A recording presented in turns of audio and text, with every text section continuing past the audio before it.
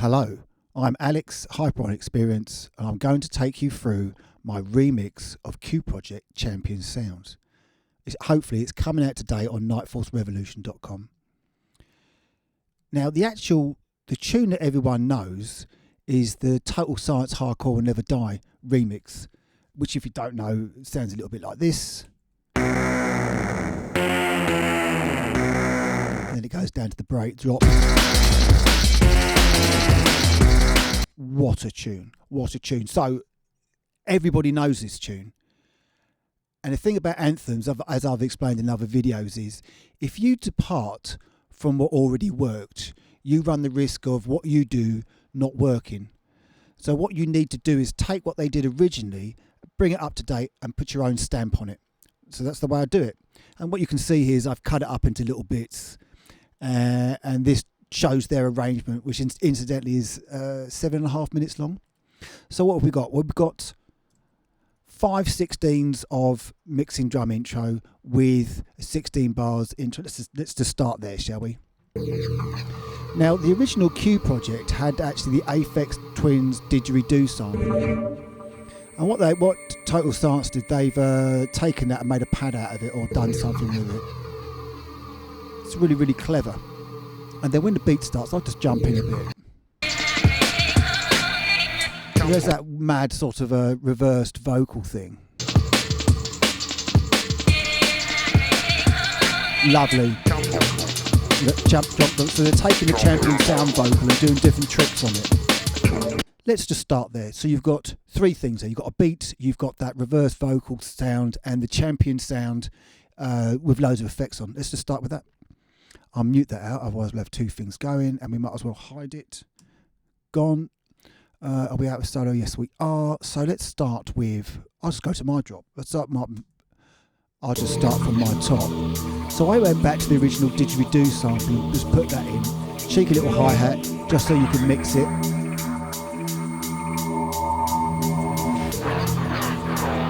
So I got some champions. Let's go to that vocal. So I've put some automation on, let's have a look. That's doing crystallizer. Splice is some sort of sampling thing which is then pushed about. I'll solo that actually. Let's go back here. So it does that effect, which is quite nice. Let's keep on going.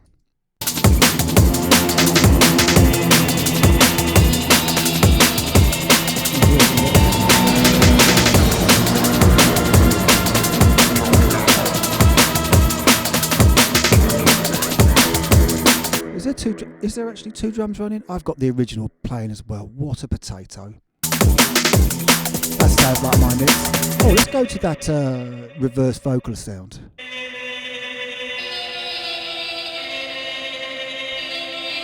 So I took that reverse vocal and I obviously popped it into something. Sounds like it's got a loop on it, which it has. So we end up with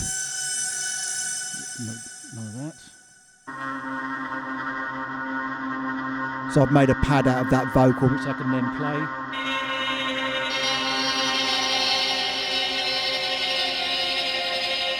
Lovely, lovely. I guess I got that in mono. No, polyphonic. We can pad it.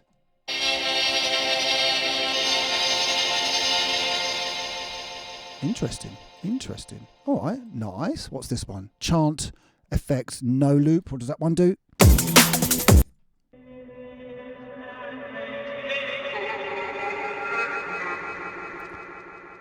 Nice, so I'm using legato to change the pitch over time. Just going to check I'm doing that. So it's in mode legato. I don't know if you can see that. Mode legato. What that means is when another note is pressed, it will change the pitch when you press another key, but it won't change the position of the sample. The sample won't re-trigger.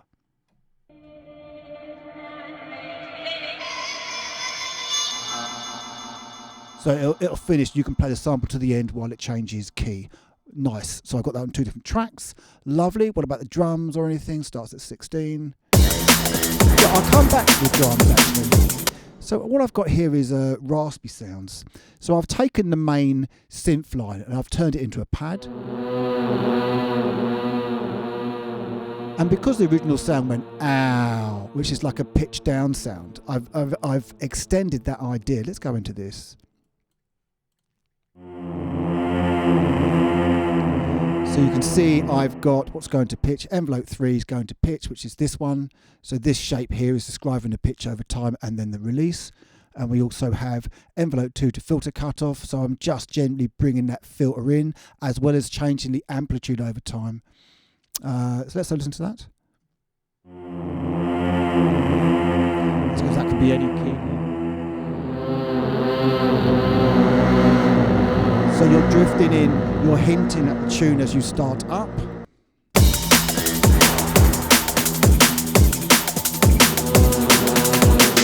Lovely.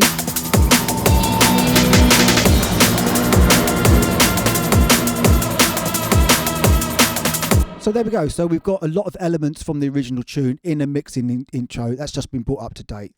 Let's bring this one back down again. Why is that hidden? I'm not using it. Unmute it. Let's go to this, talk about this breakdown now. Can I do this? No. How about this? Yes. Now this breakdown is actually in sort of 4 parts. It starts with an 8-bar bridge from the drums before the bass line. So you've got a vocal with a high string and hints of bass. Okay, and the next thing that happens is the 808 sort of breakdown, but they've got some distorted sounds on there. Now this sound here I didn't notice before. That sort of delayed out, they've taken, just delayed, they've sampled and then delayed out the effect as it decays. That's class, that is. And then into the main melody, and then the little 2-bar bridge, which is champion sound. So let's have a look at what I did. Mute that, come out of solo and out of hide. Hide can go. That's why we have hide. So let's go from here. Oh, really? Don't want to work?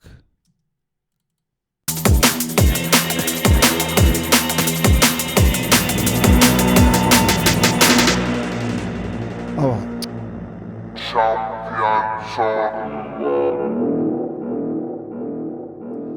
So all I've done is introduce the champion sound in a break so people know what's about to happen.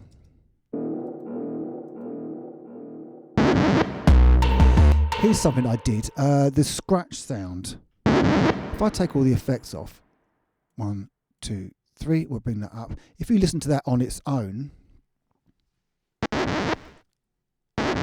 it's just really thin and scratchy. So what I did, I just went ludicrous with the mid-range, just whack that in there. And then I've used, it looks like I've used Ozone 8 Exciter just on the band between 140 Hertz and 2K. You can see that 2.9, whatever that means. Oh, it's percentage. Just adds a little bit to the low end. I wanted that to be big, you know. And you can see I've high passed it, so there's not going to be anything that messes up sound systems. Yeah, I like that. I like putting that in. I made a point of making that much heavier sounding. Okay, let's talk about this. So I've copied the original sound, but I've just added a bit more to it. The original pattern, I mean. We'll have a look at that. So 808. Nothing new there. What's this sound? Right. What I did was I took the 808, I sent it out of the audio interface into another mixer, an analog mixer, which then I had to send on the channel go into a saturation unit, which is an old 1960s BBC line amplifier. And then that came back to another channel on the mixer, and then I could feed back the distortion back into distortion, which gives us like a feedback sound. Which is, we're going to get to that in a second. So that's how I made that. I made that by sending the feedback back into it. So we'll hear that now. So you've got a layer of this distortion. Incidentally, listen to that. So that's an 808 through that saturator. Oh, and I did a little trick there on the, it's lovely sound, lovely sound. Is it? No, this is it. Idiot. Here we go. So I didn't want it to be so tedious there. I want that second four to have a variation.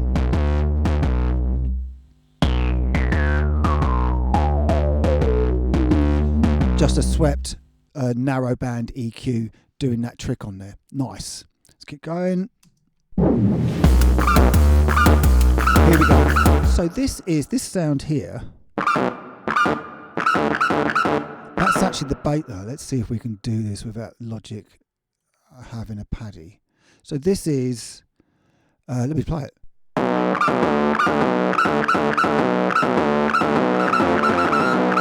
I don't know what's happening there, but what you can hear is as the 808 note decays, the feedback has a chance to become more prominent. And you can actually sweep the frequency of the channel which is feeding back the distortion. So the distortion channel on an analog mixer feeding back into itself with an effect send, and then you can boost a frequency on the mixer and choose the frequency which you hear by the frequency which is boosted, sent back into the resonance. I hope I've made that clear. It's a lot easier to show you, but I can't be bothered. Lovely.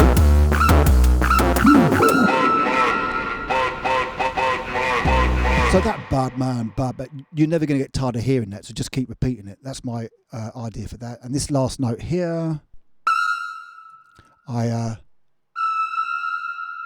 added effects to tape delay, which I love. Logic's tape delay is very, very good, very easy to use. This ability to move this band here is worth the entrance fee.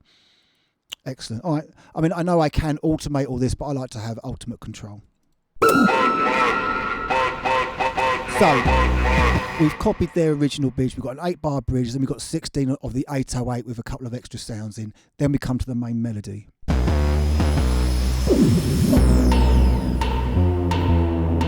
There wasn't much I could do here, so I just went for an opening low-pass filter trick, just to get that last 10% of motivation out of the whole thing. Actually, this is interesting. So this is, I told you about feeding back and changing the frequency of the boost on the EQ of the feedback to the distortion to choose the frequency. Here's me sweeping that frequency and making a rise out of it.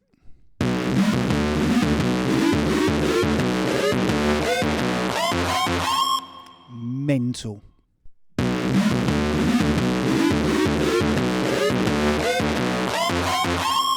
Beautiful. And then what happens? And then we've got this bridge here. So I've just cut bits of that up.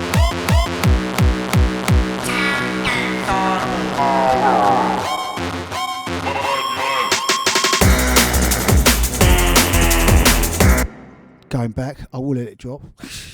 The worst wheel up ever. What's this one? Let's go pitch this champion sound vocal.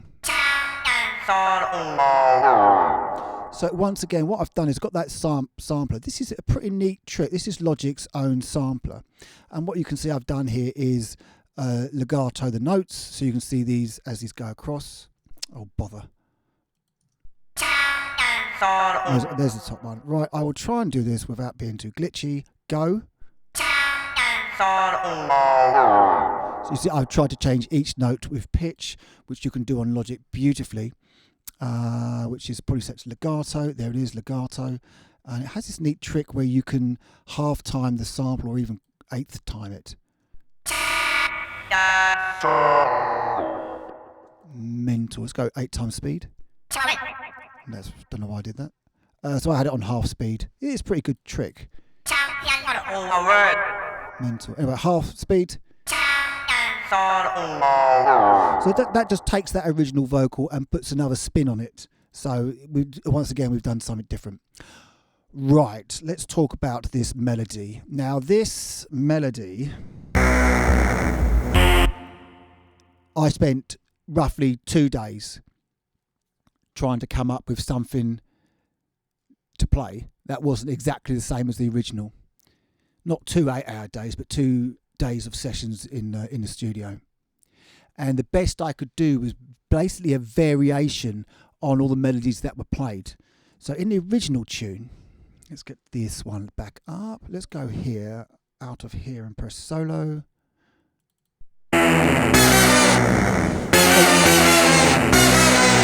That melody. So that melody was the only thing I had that I could incorporate into there that works. So now you've heard that, hear this.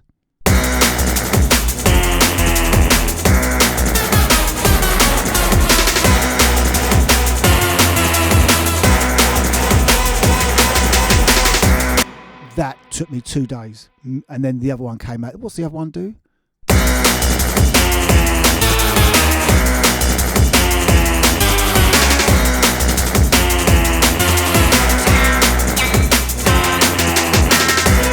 So you can see what I've done. I've taken bits of the melody that Total Science played, and I've changed the time and integrated them in a different way. So that was the only thing I could do, was to take what was already there and move it about a little bit, and that took me 2 days. Let's examine what's going on in here.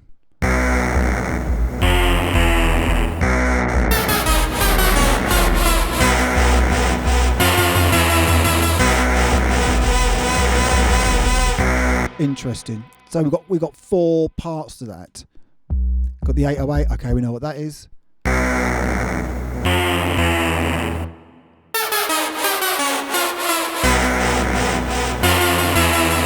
And this little bit here, which I seem to be modulating. Interesting.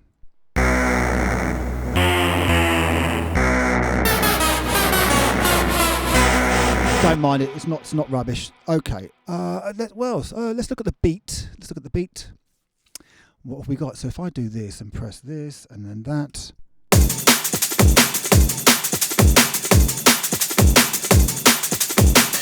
Pretty standard. Let's go and big old kick. What's this one? Ball. Kick distortion. So I've sampled that with distortion and added some reverb. What am I using? Lustrous plates. Very nice. What does that do? So adding that sound. Now that I hear it, I could take a little bit more of the lower mid-range out of that reverb effect. So we've got that. What's next? A little click on the drum. So the kick's now got 3 parts.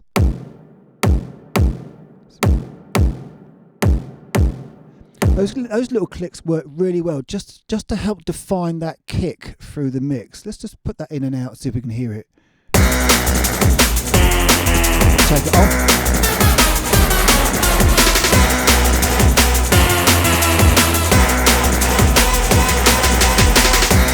Yeah, that works. Think variation. What's next? Wonderful break. What's this one? Okay, what's this one? Tang, tang. Got a clap in there, lovely. Is that even being used? What happens if we take that out?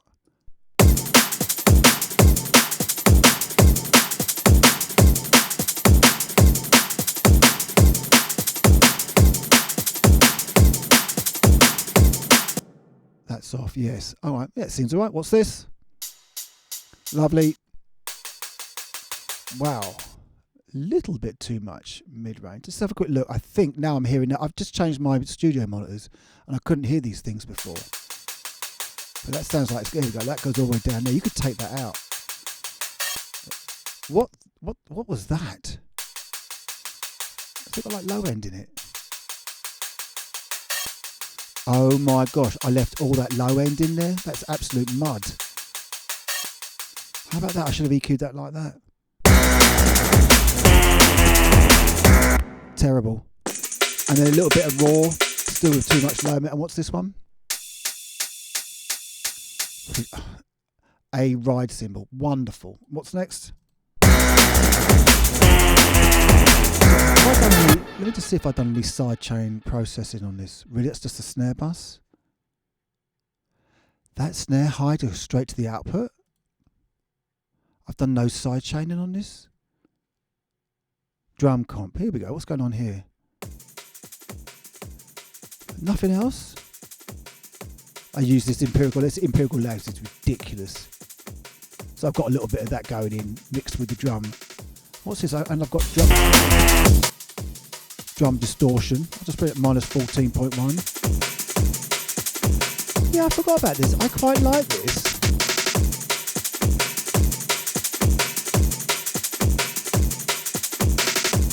I like that. Should make a note to use that more often.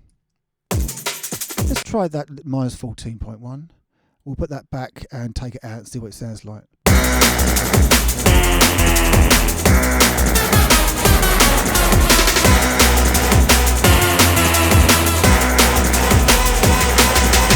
It very gently lifts the drum out. Let's get a bit more aggressive with it.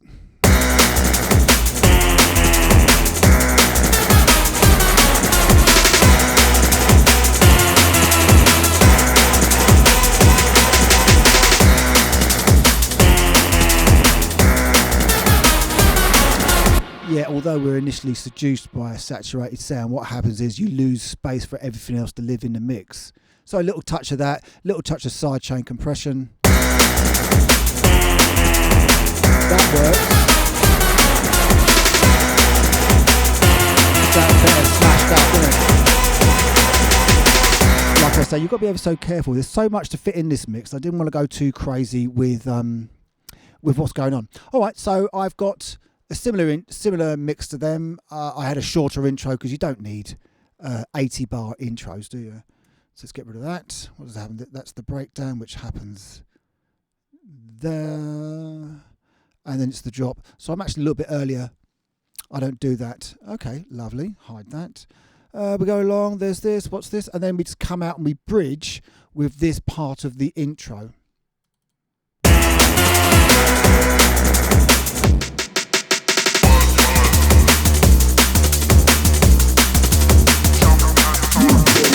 Just keep having that bad man sample.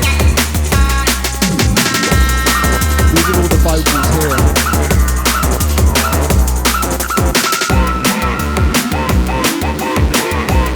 Very simple, lovely.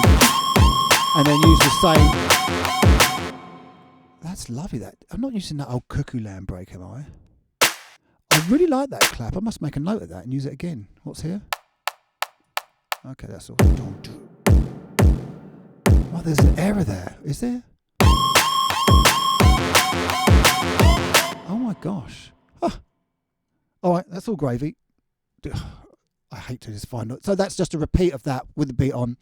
And then one more variation in the bass line, which is actually to return as much as possible to the original. And so we drop to that.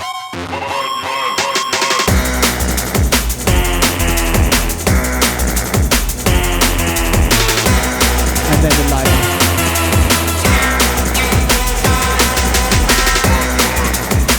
Lovely, can't go wrong. So keep it simple, keep it sweet, bring it up to date. What else is there? That's pretty much us up to speed. Oh, just that roll. There's no way I could get away from that roll either. That's such an iconic part of the tune as well. So the roll is actually part of the hook, and everyone knows it. It's so easy to understand. And what else happens? Well, I always put an Easter egg in my remixes.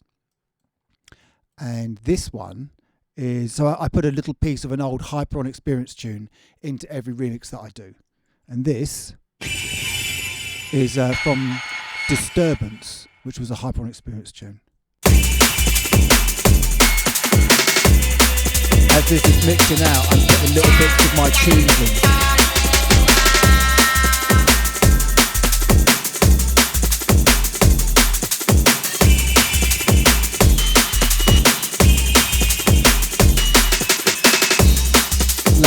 So I put a little bit of my old tunes. I think that's us done. I think so. You know, quite a simple tune, but it took a long time to get it to sound simple. Actually, that's a quote from a guy called Pete Waterman. He said the hardest thing to do is make something sound simple. So there we go. That's how we got. I haven't got tracks. We've got 68 tracks, probably 67 if you include the other ones. 67 tracks mixed down to 2, and that was 5.5 minutes. So I managed to get 2 minutes. 2 minutes off the original. Okay, that's it. Fortunately, I'm going to stop now. Thank you very much and goodbye.